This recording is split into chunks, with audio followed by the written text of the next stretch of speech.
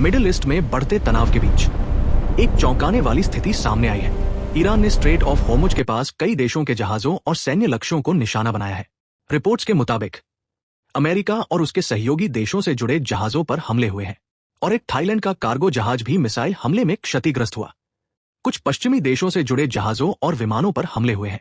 लेकिन इसी बीच इंडिया के तेल टैंकरों को इस खतरनाक समुद्री रास्ते से सुरक्षित गुजरने दिया गया।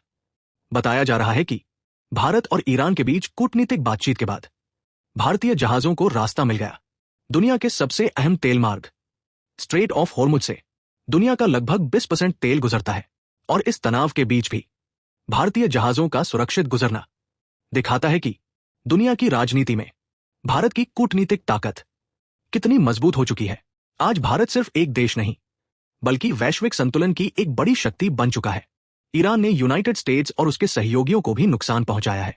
मिडिल ईस्ट में चल रहे युद्ध में रिपोर्ट्स के मुताबिक ईरान ने मिसाइल और ड्रोन से अमेरिका से जुड़े कई ठिकानों और जहाजों को निशाना बनाया।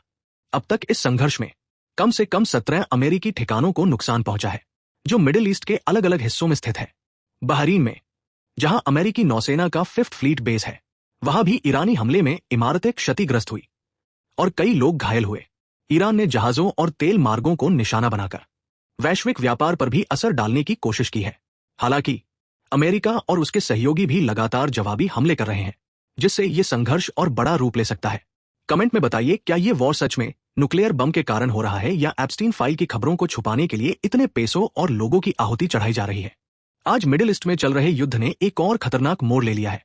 रिपोर्ट्स के मुताबिक यूनाइटेड स्टेट्स ने खर्ग आइलैंड पर बड़े हवाई हमले किए। यह वही जगह है जहां से ईरान का लगभग 90% तेल निर्यात होता है। इन हमलों में ईरान के कई मिसाइल बंकर, सैन्य ठिकाने और एयरपोर्ट को निशाना बनाया गया। इसके जवाब में ईरान ने पूरे पर्शियन गल्फ क्षेत्र में हमले तेज कर दिए और तेल सुविधाओं व जहाजों को निशाना बनाने की धमकी दी है। उधर बगदाद में अमेरिकी दूतावास के पास भी मिसाइल हमला हुआ, जिससे इलाके में भारी तनाव फैल गया। इसी बीच खबर आई कि ट्रंप ने सभी देशों को रूस से तेल लेने के लिए कहा है। इस पर ईरान ने मजे लेते हुए कहा, ट्रंप अब देशों से भिख मांग रहा है कि रूस से तेल लो, जिसे वो ही पहले बैन कर रहा था। अब डर यह है कि अगर ये संघर्ष और बढ़ा तो पूरा मिडिल ईस्ट एक बड़े युद्ध में बदल सकता है। अगर ये यूं ही चलता रहा और दूसरे देश भी इसमें कूदे तो ये वर्ल्ड वॉर 3 की शुरुआत हो सकती है। जब ये युद्ध शुरू हुआ तो कई लोगों को लगा कि यूनाइटेड स्टेट्स के लिए ईरान को हराना आसान होगा। दुनिया की सबसे शक्तिशाली सेना और आधुनिक हथियारों के सामने ईरान ज्यादा देर टिक नहीं पाएगा, ऐसा माना जा रहा था। लेकिन युद्ध ने सबको चौंका दिया।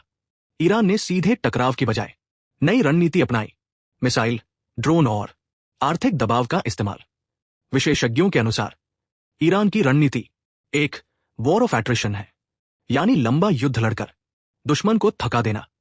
ईरान ने पर्शियन गल्फ में तेल मार्गों और सैन्य ठिकानों पर दबाव बढ़ाया, जिससे पूरी दुनिया की तेल सप्लाई भी प्रभावित हो सकती है। यानी ये युद्ध सिर्फ हथियारों का नहीं, रणनीति और धैर्य का भी है। अब सवाल यह है, क्या यह संघर्ष जल्दी खत्म होगा या दुनिया को एक लंबे युद्ध के लिए तैयार रहना पड़ेगा? क्या ये डोनाल्ड ट्रंप की विदेश नीति की कमजोरी है, जहां कभी अमेरिका के इशारे पर दुनिया खड़ी होती थी, आज वही देश उसके साथ आने से हिचक रहे हैं? क्या ये अमेरिकी प्रभाव के कम होने का संकेत है? मिडिल ईस्ट में बढ़ते तनाव के बीच एक बड़ी कूटनीतिक कहानी सामने आई है।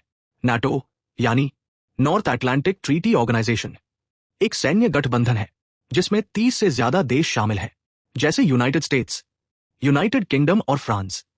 इसका मकसद है एक देश पर हमला हो तो सब मिलकर जवाब दें।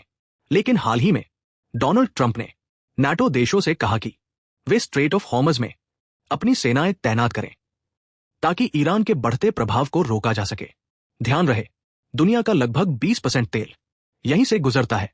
लेकिन चौंकाने वाली बात यह रही कि कई नाटो देशों ने सीधे सीधे मना कर दिया, कारण वे इस युद्ध में सीधे शामिल होकर बड़ा जोखिम नहीं लेना चाहते। और यहीं से सवाल उठता है,